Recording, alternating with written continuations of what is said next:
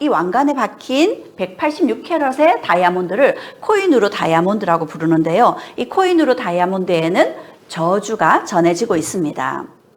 이 돌을 차지하는 자는 세계를 지배하겠지만 동시에 온갖 불행도 함께 겪을 것이다. 오직 신이나 여성만이 저주 없이 이를 가질 수 있다라는 이야기가 전해 내려오고 있습니다.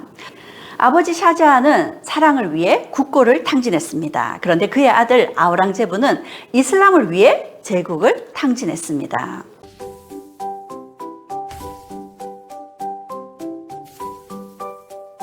안녕하세요. 강영의 친절한 역사 이야기 126편입니다. 오늘 함께할 강연의 제목은 무굴 제국이 21세기 우리에게 던지는 질문입니다. 무굴 제국이라고 들어보셨는가요? 네. 학교에서 배운 것 같긴 하죠, 그렇죠?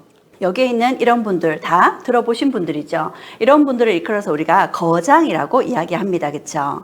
그러면 이런 분들은요, 각 분야에서 상당한 영향력을 가진 이런 분들을 우리가 거물이라고 이야기를 하죠, 그렇죠? 서양에서도 역시 상당한 영향력을 가진 이런 분들을 모굴이라고 이야기를 합니다. 모굴은 그러면 어디서 온 말일까요? 모굴이 바로 무굴에서 온 말입니다. 그러니까 무굴 역시도 역사에서 상당한 영향력을 가진 나라였다라는 걸 짐작할 수 있겠죠. 오늘 함께 나눌 이야기가 무굴 제국입니다. 그럼 무굴 제국이라는 이름은 어디서 왔는가? 무굴 제국은 페르시아어로 몽골이라는 의미입니다. 몽골과 아주 직접적인 관련이 있는 나라인 것 같습니다. 그럼 이 무굴 제국이 어떤 땅이냐? 무굴 제국은 알렉산드로스도 차지하지 못한 땅, 인도죠. 그리고 인도의 역대 왕조들도 통일하지 못한 땅을 무굴 제국은 통일했습니다. 그리고 몽골 제국도 정복하지 못한 땅을 무굴 제국은 통일까지 이루어낸 거죠. 상당히 어마어마한 나라라는 걸 알 수 있겠습니다. 소수의 이슬람 정복자들이 다수의 힌두 교도들의 땅을 300여 넘게 지배했습니다. 어떻게 300여 넘게 지배하면서 세계 부의 25%, 당대 세계에서 제일 잘 사는 초강대국이 될 수 있었을까요? 오늘 그 핵심을 함께 이야기해 보려고 합니다. 무굴 제국을 살펴보려면 무굴 제국의 이 6 황제들을 이야기해 봐야 되는데요. 그 중에서도 무굴 제국을 이야기하는데 핵심적인 인물이 3명의 황제들입니다. 제국의 운명을 바꾼 3명의 왕, 악바르, 사자한, 그리고 아우랑제부입니다. 이 3명의 황제들을 이야기 나누기 전에 우선 무굴 제국이 어떻게 생겨났는지부터 이야기를 해봐야 되겠죠. 무굴 제국의 1대 황제는 바부르입니다. 바부르는 호랑이라는 의미가 있는데요. 이 바부르는 혈통이 어마어마한 사람입니다. 아버지 쪽은 티무르, 어머니 쪽은 칭기즈칸. 그러니까 인류 역사상 가장 강력한 정복자 중에 한 사람이었던 이 2 사람의 혈통을 받은 이가 바부르였습니다. 칭기즈칸은 알겠는데 티무르는 잘 모르겠죠, 그렇죠? 티무르는 투르크계 몽골인들입니다. 투르크계 몽골인이었던 티무르가 차지한 땅, 티무르 제국이 명나라에 버금가는 크기의 땅을 차지하고 있죠. 그러니 그 티무르의 후손이었던 바부르 역시도 티무르 제국을 재건해야 되겠다, 아마 이런 꿈을 꿨을 것 같습니다. 바부르는 아버지로부터 영지를 상속받았습니다. 하지만 그 영지를 지켜내기가 쉽지 않았습니다. 티무르 제국을 다시 완성해 보겠다고 사마르칸트를 정복하러 간 와중에 자신의 영지를 또 빼앗겨 버렸습니다. 그렇게 수십 년 동안 혼란을 겪던 바부르가 차지한 땅이 여기에 있는 카불이라는 곳입니다. 이 카불에 정착한 바부르가 다시 관심을 가진 곳이 인도 북부 지역이었습니다. 그럼 그 당시 인도 북부 지역은 누가 차지하고 있는가? 이곳은 그 당시에 델리 술탄 왕조라고 5개의 왕조가 번갈아서 들어서 있었습니다. 그 마지막 5번째 왕조가 델리 술탄 로디 왕조였습니다. 이 델리 술탄 로디 왕조는 술탄 이브라힘이라는 사람이 이끌고 있었는데 이 술탄 이브라힘의 군대가 무려 5만이었습니다. 어떤 기록에는 10만이라고 이야기하기도 합니다. 상당히 많은 군대를 가지고 있었다고 볼 수 있겠죠. 바부르가 카불에서 이 술탄 이브라힘을 상대로 전쟁을 벌이게 됩니다. 그 대표적인 전투가 파니파트 전투입니다. 이 파니파트 전투에서 바부르의 군대는 1만 2천에 불과했습니다. 1만 2천 대 5만 이상입니다. 상대가 될까요? 게다가 아브라힘의 군대는 1000마리의 코끼리 부대까지 있었습니다. 전쟁에서 코끼리 부대의 영향력은 상당하겠죠. 그런데 막상 전투를 했더니 그 전투는 몇 시간 만에 바부르의 승리였습니다. 어떻게 바브루가 몇 시간 만에 승리를 거둘 수 있었을까요? 그 비밀은 이 그림에 있습니다. 여기를 한번 보실까요? 이게 뭔 것 같나요? 수레 같아요? 대포입니다. 네. 대포와 화승총을 장착하고 있었어요. 화약 무기를 가지고 있었던 거죠. 대포를 빵빵 쏴대니까 대포 소리에 놀란 코끼리들이 우왕좌왕하면서 아군까지 짓밟는 혼란이 빚어졌고요. 그 와중에 측면에 배치되어 있던 기병들이 궁술과 함께 측면을 공격하게 되면서 전투는 몇 시간 만에 바브루의 승리로 끝이 나버렸습니다. 그리고 이후 몇 차례 더 전투가 있었지만 바브루는 승리를 이끌면서 여기 무굴 제국을 세우게 되죠. 이렇게 몽골의 후예로 인도에 뿌리 내리게 된 초창기 무굴 제국의 영토입니다. 무굴 제국을 세운 바브루는 정복군주의 이미지가 좀 있지 않나요? 그렇죠? 그런데 바브루는 글 쓰는 걸 좋아하는 군주였습니다. 자신의 일생을 회고록으로 남겼는데요. 그 책을 바브루나마라고 합니다. 이 바브루나마에는 솔직한 바브루 자신의 이야기가 다 서술되어 있는데요. 그 중에 한 내용을 보면 우리는 도시와 영토를 빼앗기고 어디로 가야 할지, 어디에 머물러야 할지 알 수 없었다. 그가 무굴 제국을 세우기 이전에 얼마나 많은 어려운 시간들을 겪었는지를 짐작하게 하는 글인 것 같습니다. 그렇게 인도 북부에 무굴 제국을 세웠던 바브루. 그런데 바브루는 좀채 인도 땅에 정착하기가 쉽지 않았습니다. 인도는 굉장히 많은 물자와 아주 풍족한 땅이거든요. 그런데도 불구하고 인도의 날씨라든지 그런 것들이 좀채 적응이 되지 않았습니다. 하지만 바브루가 인도 북부를 굉장히 사랑했던 것 같긴 합니다. 인도 지역에 대한 상세한 내용들을 바브루나마에 모두 기록을 남겼거든요. 하지만 자신이 사랑한 또 다른 지역 카불에 묻어달라 해서 바브루의 무덤은 카불에 있습니다. 그렇게 바브루가 47살에 일찍 죽고 바브루가 세운 무굴 제국을 이어받은 이는 2대 황제 후마윤이었습니다. 후마윤은 행운아라는 뜻입니다. 그런데 그의 진짜 삶은 행운아라는 이름과는 잘 어울리지 않습니다. 그는 좀 우유부단한 사람이었다고 하는데 아버지로부터 무굴 제국을 이어받았지만 곧 위쪽에 있는 수르 왕조의 침입을 받게 됩니다. 그리고 그 와중에 안에서 동생들의 내분이 또 일어나게 된 거죠. 그 때문에 그는 무굴 제국을 빼앗기고 이곳저곳 떠돌아다니면서 망명까지 해야 됐습니다. 그가 이곳저곳 떠돌아다니는 와중에 아들을 하나 낳았다고 하는데요. 그 아들의 이름이 악바르입니다. 나중에 3대 황제가 되죠. 그렇게 떠돌아다니던 그를 다행히 받아준 이가 여기 페르시아의 사파비 왕조였습니다. 그리고 한 15년 정도를 망명생활을 하던 끝에 사파비 왕조의 도움을 받아서 다시 무굴 제국을 차지하게 되죠. 15년 만에 무굴 제국을 다시 차지하고 황제 자리를 되찾았습니다. 그런데 황제 자리를 되찾은 지 불과 6개월 정도 만에 그는 갑자기 죽게 됩니다. 후마윤은 문화와 예술을 굉장히 좋아했다고 하거든요. 그가 사랑하던 도서관에서 그만 발을 헛디뎌서 도서관 계단에 굴러 떨어지면서 죽었다고 합니다. 그렇게 후마윤이 갑작스런 사고로 죽게 되자 그를 두고 영국의 역사학자였던 스탠리 레이풀은 후마윤은 평생 넘어지며 살았고 결국 넘어져서 죽었다. 이런 말을 남기기도 했습니다. 후마윤은 이렇게 안타깝게 불운하게 죽었지만 후마윤의 무덤은 인도에서 대표적인 무덤으로 남겨져 있습니다. 델리에 있는 후마윤의 무덤인데요. 이 무덤을 보니까 혹시 떠오르는 게 있지 않나요? 네, 타지마할을 닮아 있죠. 후마윤의 무덤이 타지마할을 닮은 것이 아니라 타지마할이 후마윤 무덤의 영향을 받은 겁니다. 후마윤의 무덤을 두고 무굴 건축의 걸작이라고 이야기를 합니다. 페르시아 건축과 인도 건축 양식이 합쳐진 모습이고요. 이슬람의 경전 코란에서 이야기하는 천국의 정원 모습을 여기에 실현하고자 한 것입니다. 후마윤이 갑작스럽게 죽게 되면서 후마윤의 아들 불과 13살의 악바르가 이어받았습니다. 13살짜리가 왕이 되었습니다. 그런데 놀랍게도 이 악바르는 범인도권, 그러니까 인도뿐만 아니라 파키스탄 그리고 방글라데시까지 이 세 나라 모두의 존경을 받는 군주로 평가받고 있습니다. 인도와 파키스탄, 방글라데시는 여러 가지 종교적, 인종적 차이로 지금도 반목을 겪고 있는 나라들이거든요. 그런데 이런 세 나라 모두로부터 존경받는 군주라니 악바르가 어떤 사람인지 궁금해지시죠? 악바르는 인도 역사상 대제라는 칭호를 받는 두 사람 중에 한 사람입니다.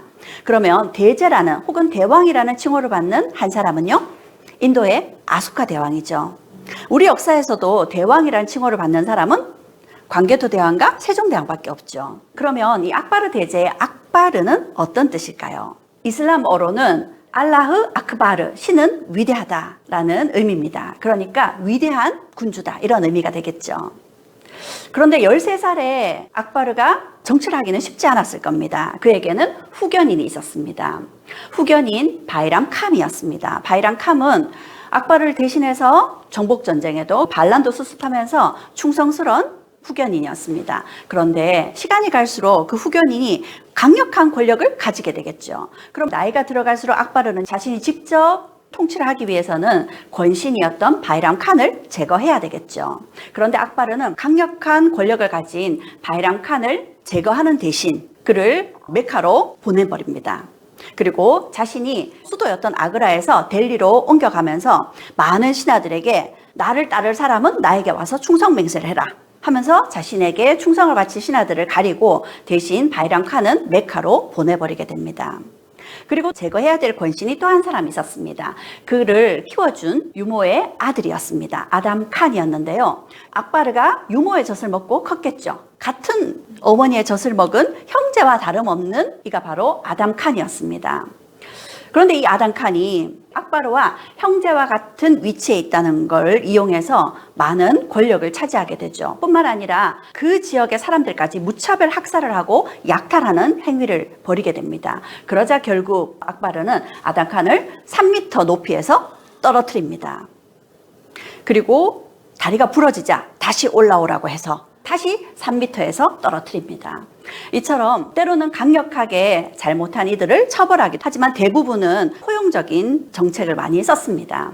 악바르는 많은 땅을 차지했는데요. 악바르가 차지한 땅을 보면 여기 인도 서부 지역의 구자라트, 그리고 인도 중부 지역, 그리고 인도 동부 지역의 벵갈 지역까지 넓은 영토를 차지했습니다.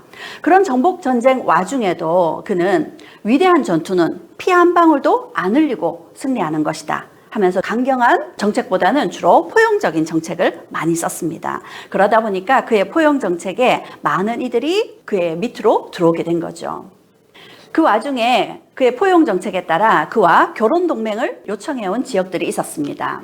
라지푸트 지역이었는데 그 라지푸트 지역의 공주였던 조다바이 공주가 이슬람 악바르에게 시집을 왔습니다. 그런데 라지푸트 지역의 조다바이 공주는 힌두교도였습니다. 하지만 조다바이 공주가 자신이 믿고 있던 힌두교를 그대로 믿도록 인정해 주었습니다. 그리고 악바르는 자신의 부인이었던 조다바이 공주를 무척 사랑해 주었다고 합니다. 그들의 사랑 이야기가 영화로도 만들어졌습니다. 조다 악바르라는 영화인데요. 영화에서 보면 조다바이 공주가 시집을 오면서 악바르에게 두 가지를 제안합니다. 두 가지를 받아주면 결혼을 승낙하겠다는 거였죠. 그 두 가지 중에 하나는 자신이 믿는 힌두교를 계속 믿게 해달라. 그리고 두 번째는 자신의 집 옆에 힌두교 사원을 짓게 해달라는 것이었습니다. 그런데 악바르는 그 두 가지 조건을 모두 수용해 주었습니다. 이렇게 시집 온 조다바이 공주가 첫날 밤에 악바르의 손길을 거부했습니다. 그러자 악바르는 이렇게 이야기를 합니다. 이슬람은 여자에게도 혼인을 파기할 수 있는 권리가 있어. 짐을 받아들일 준비가 되었을 때 그대에게 다가가리다. 이런 군주였으니까 어떻게 조다바이 공주가 사랑하지 않을 수 있었을까요? 악바르는 굉장히 매너 있는 군주였습니다. 그뿐만이 아닙니다. 악바르는 지적 호기심이 굉장히 많은 천재 군주이기도 했습니다. 그는 고대 문헌들을 페르시아어로 번역하고 수학을 강조하고 기하학이나 천문학을 중시하면서 무굴의 세미라, 제가 아까 보여드렸던 그림들이 모두 무굴 제국의 대표적인 세미라들입니다. 그리고 악바르 곁에는 그를 보조해주는 9명의 현자들이 있었습니다. 그 덕택에 악바르가 악바르 대제라는 칭호를 받는 군주가 될 수 있었겠죠. 그런데 놀라운 것이 이렇게 문열을 부흥시켰던 악바르가 사실 책을 읽지 못했던, 그를 모르는 군주였습니다. 왜 그를 몰랐던 걸까요? 아버지 후마윤이 나라를 빼앗기고 떠돌던 시기에 낳은 아들이었습니다. 아버지와 떨어져서 자라게 되었고 그를 배울 기회를 갖지 못했던 걸로 보여집니다. 그런데 주변에 아홉 현자라고 불리는 많은 사람들 덕택에 그가 지적 호기심들을 많이 채울 수 있었는데요. 그 아홉 현자 중에 힌두교도였던 한 사람이 있습니다. 그와 관련된 에피소드를 잠깐 들려드리겠습니다. 어느 날 악바르 대제가 궁정 바닥에 조용히 선을 하나 탁 그으면서 대신들에게 이렇게 이야기를 합니다. 내가 그린 이 선에 절대로 손을 대거나 지우거나 잘라내지 않고 이 선을 더 짧게 만들어 보라. 성공하는 자에게 포상을 하겠다. 내가 그은 선을 건드리지 않고 지우지도 않고 이 선을 더 짧게 만들어 보라고 합니다. 할 수 있겠어요? 어떻게 할 수 있을까요? 그때 아홉 현자 중에 한 사람이었던 비르발이 앞으로 걸어 나와서 황제가 그린 선 바로 옆에다가 더 긴 선을 하나 그었습니다. 그리고는 황제에게 이렇게 말했죠. 폐하 보십시오. 폐하께서 그리신 선에 손을 하나도 대지 않았지만 이제 폐하의 선은 제 선보다 더 짧은 선이 되었습니다. 그 외에도 이런 재미있는 에피소드들이 굉장히 많습니다. 특히 비르발과의 이런 재미있는 에피소드는 인도에 지금까지도 전해 내려오고 있는 전래동화 혹은 이솝우화처럼 인도인들의 사랑을 받고 있습니다. 이 악바르와 비르발의 이런 에피소드를 듣고 보니까 저는 정조와 정약용이 떠올랐습니다. 뿐만 아니라 악바르는 많은 종교들을 존중해 주었습니다. 악바르는 모든 종교들을 다 모아놓고 종교 토론을 벌이기도 했습니다. 이슬람교도 뿐만 아니라 힌두교도들, 시크교도, 그리고 조로아스터교도, 예수의 사람들까지요. 이렇게 각 종교의 사제들을 모아놓고 종교에 대한 토론을 벌이기도 했었는데요. 그런 토론 끝에 악바르가 생각한 것은 진리는 한 곳에만 있지 않다는 거였습니다. 그리고 악바르는 당시 필리페 2세에게 이런 편지를 보내기도 했다고 합니다. 많은 사람들이 자신의 종교에 의문을 품지 않고 있다. 그들은 태생적으로 교육받은 대로 자신의 종교에 집착하고 있다. 사람들은 진리를 확인하길 꺼려한다. 어느 종교도 진리를 독점할 수 없다. 지금도 여전히 종교를 두고 많은 종교 인사들이 반목을 합니다. 그렇죠? 그런데 듣고 보니 악바르의 말이 맞지 않나요? 이처럼 악바르는 타 종교와도 소통했던 벌써 300년 전 인문학을 실행했던 인물인 것 같습니다. 악바르는 이처럼 다른 종교를 가진 백성들까지도 포용해 주었습니다. 무굴 제국이 있었던 시기 인도의 다수는 힌두교도들이었습니다. 그런 힌두교도들에게는 다른 종교를 믿는 것을 허용해 주는 대신 지지야라는 세금을 거두어 드리고 있었습니다. 이 지지야는 비이슬람 교도들에게는 모두 징수하는 세금이었습니다. 그 중에서도 가장 다수를 차지하는 것이 힌두교도들이었죠. 그런데 이 지지야를 폐지시켰습니다. 그 말은 힌두교도들에게 거둘 수 있는 막대한 세금을 포기하는 것이었습니다. 그럼에도 불구하고 모든 종교를 포용하고 허용해 준다는 의미에서 지지야도 폐지시키고 힌두교도들의 성지순례 세금도 폐지시켜 주었습니다. 그뿐만이 아니었습니다. 악바르는 인도의 오래된 패습, 사티를 폐지시킵니다. 사티는 남편이 죽으면 부인을 함께 화장시키는 겁니다. 이런 풍습을 폐지시키고 과부의 재혼을 허용해주고 조혼을 금지시키는 정책들을 시행했습니다. 그랬기에 범인도권 국가 모두의 존경을 받는 거겠죠. 이처럼 악바르는 다양성을 인정하고 관용을 베푸는 것이야말로 제국을 지속 가능하게 하는 가장 강력한 무기라는 것을 벌써 알고 있었습니다. 무굴 제국이었지만 그 땅에 살고 있는 다수를 차지하는 건 힌두교도들이었거든요. 그렇게 차별의 역사 속 최고의 관용을 베푼이라고 할 수 있겠습니다. 악바르가 죽고 그의 아들이었던 자항기르가 왕위에 올랐습니다. 자항기르는 세계의 정복자라는 뜻을 갖고 라자스탄과 벵골 지역 반란을 포용하기도 했지만 대부분은 알코올 중독으로 그리고 아편 중독으로 뒤로 갈수록 정치를 돌보지 못하고 건강이 악화되었고 대신 그의 20번째 부인이었던 누르자한이 국정을 대신 주도했습니다. 그렇게 자항기르가 건강 악화로 일찍 죽게 되면서 그의 아들 샤자한이 왕위에 오르게 됩니다. 샤자한은 30대에 왕위에 올랐는데요. 이 샤자한 시기 무굴 제국은 비단뿐만 아니라 염료, 초석 그리고 향신료까지 3만여 톤의 물품을 수출할 정도로 그 당시 굉장히 번성했습니다. 샤자한 시기에 무굴 제국에는 인구 20만이 넘는 도시가 무려 9개나 있었는데 그 당시 유럽에는 인구 20만이 넘는 도시가 3개뿐일 때였습니다. 나폴리와 런던, 파리. 그런데 차자한식이 수도는 인구가 50만이 넘었다고 하죠. 차자한식이 역시 영토를 넓히게 되는데요. 그 당시 영토가 300만 제곱킬로미터, 90만의 보병과 20만의 기병, 100만이 넘는 군대를 보유한 강력한 제국을 만들게 되죠. 샤자한은 대표적인 사랑꾼이기도 했습니다. 그가 사랑했던 부인 뭄타즈 마할인데요. 이 뭄타즈 마할을 어찌나 샤자한이 사랑했는지 정복 전쟁에도 그녀를 데리고 다녔다고 하죠. 그리고 부인이었던 뭄타즈 마할을 털끝만큼도 흠이 없는 완벽한 사람이다, 이렇게 평가를 했다고 하죠. 그런데 그런 뭄타즈 마할이 14번째 아이를 낳다가 죽게 됩니다. 산후조리를 잘못했기 때문이기도 하지만 그때도 마침 임신 중에 남편을 따라 전장까지 나갔다가 출산을 하게 되었던 거죠. 그리고 무엇보다 14번째 아이를 낳았으니 건강이 좋다고 볼 수는 없었을 겁니다. 그녀를 위해서 그녀에게 주는 마지막 선물로 세상에서 가장 아름다운 무덤을 만들어주고자 한 것이 타지마할입니다. 타지마할의 규모입니다. 어마어마하죠. 아그라에 만든 타지마할의 모습인데요. 타지마할은 무굴 제국의 상징이라고도 할 수 있는데, 이 타지마할을 완성하는데 페르시아에서 온 건축가를 비롯해서 2만 명이 넘는 노동자와 최고의 기술자들, 그리고 22년 동안의 공사 기간이 소요되었습니다. 그리고 500만 루피, 그러니까 현재 가치로 환산하자면 약 10억 달러의 돈이 들어갔습니다. 화려한 대리석에 갖가지 보석이 치장된 무덤입니다. 당시 인도와 함께 부국이었던 명나라가 청나라와의 전쟁으로 쇠퇴하고 있었습니다. 반면 유럽에는 30년 전쟁 중이었습니다. 그 30년 전쟁 기간 동안 인도에서 많은 화약을 사가지고 갔고 그 덕택에 무굴 제국은 큰 부를 이룰 수 있었던 거죠.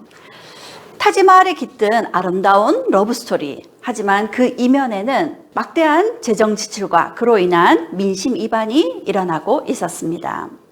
뿐만 아니라 샤자한은 아그라에서 수도를 델리로 옮깁니다.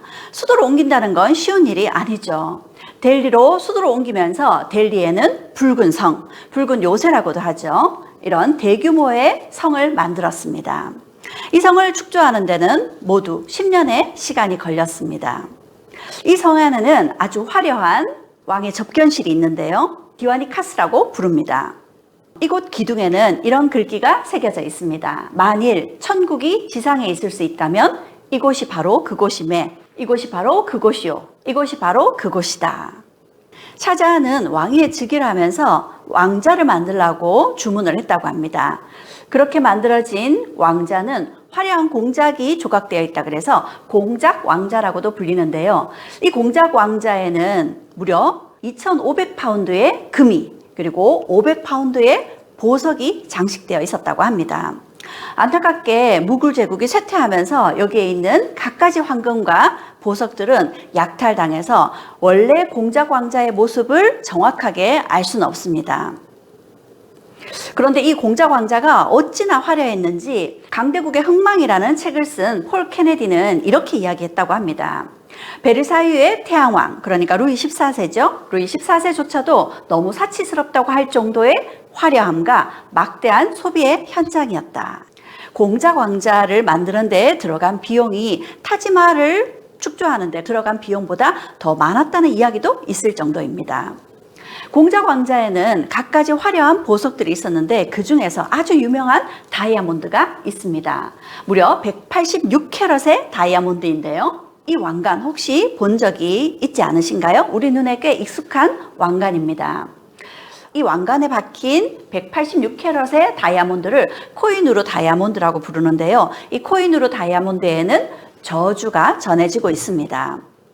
이 돌을 차지하는 자는 세계를 지배하겠지만 동시에 온갖 불행도 함께 겪을 것이다. 오직 신이나 여성만이 저주 없이 이를 가질 수 있다라는 이야기가 전해 내려오고 있습니다. 이런 이야기가 전해지려면 실제로 이 다이아몬드에 저주를 받은 사람이 있어야겠죠. 샤자한이 그랬습니다. 샤자한이 결국 아들 아우랑제부에게 왕위를 찬탈당하고 8년이나 유폐되어야 했습니다. 이후 이 다이아몬드는 페르시아의 나디르 샤가 약탈해 갔습니다. 그런데 나디르 샤 역시도 믿었던 부하에게 암살되었습니다. 이후에는 아프가니스탄의 아흐마니 샤 투라니가 이를 약탈해 갔는데 그 역시도 이 다이아몬드를 손에 넣고 난 이후 형제 간의 치열한 왕위 쟁탈전을 겪어야 했다고 합니다.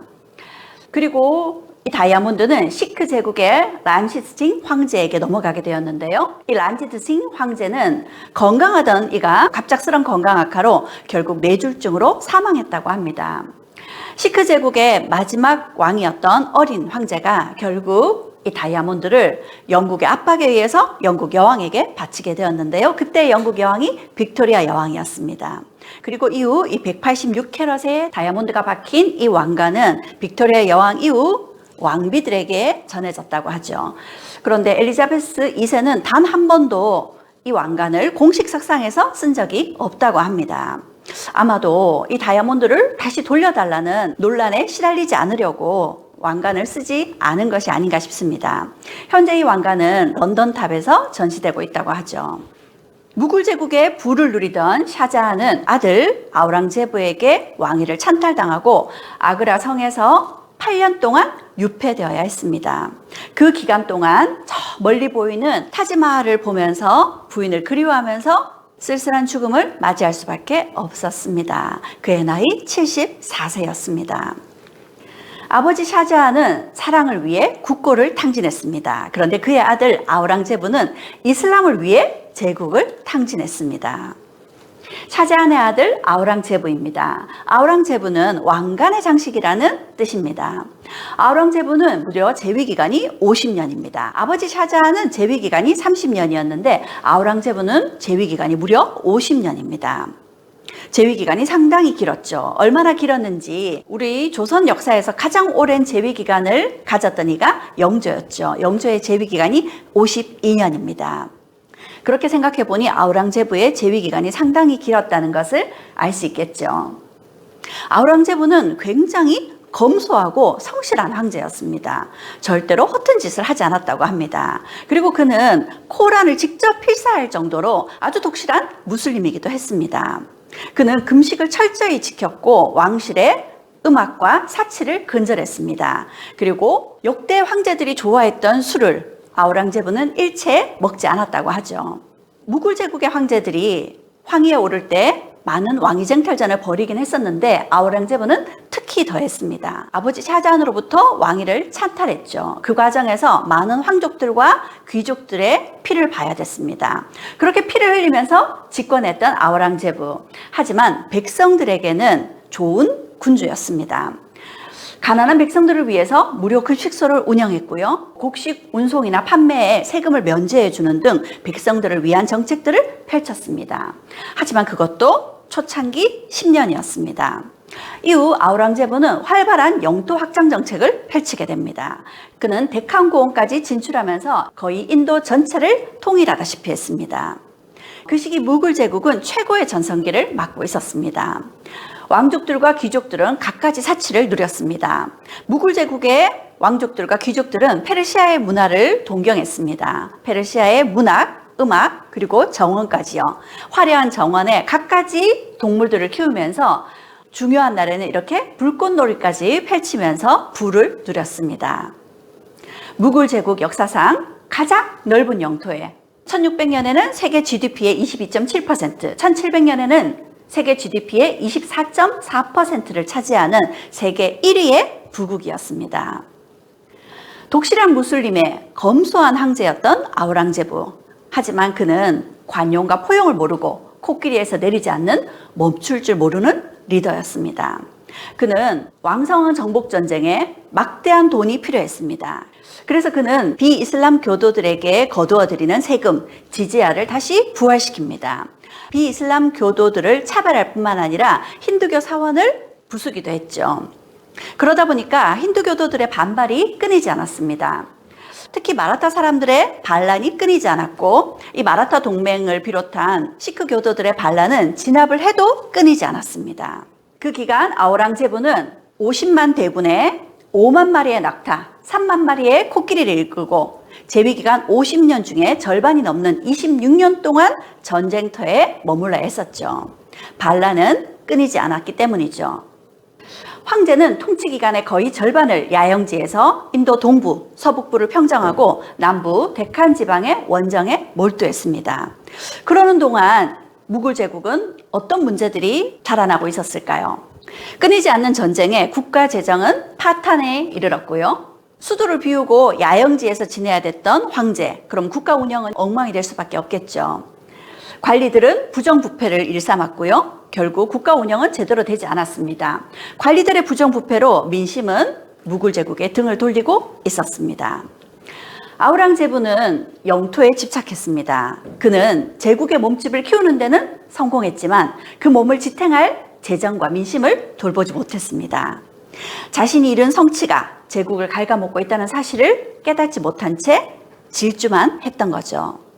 그는 멈출 줄 몰랐던 리더였습니다. 배려와 포용으로 제국을 이끌었던 악바르, 그리고 부에 취해 민심을 잃었던 샤자한, 관용을 잃고 통일을 완성했던 아우랑제부. 무굴 제국을 이끌었던 황제들이 우리에게 보여주는 지혜와 경고는 무엇일까요?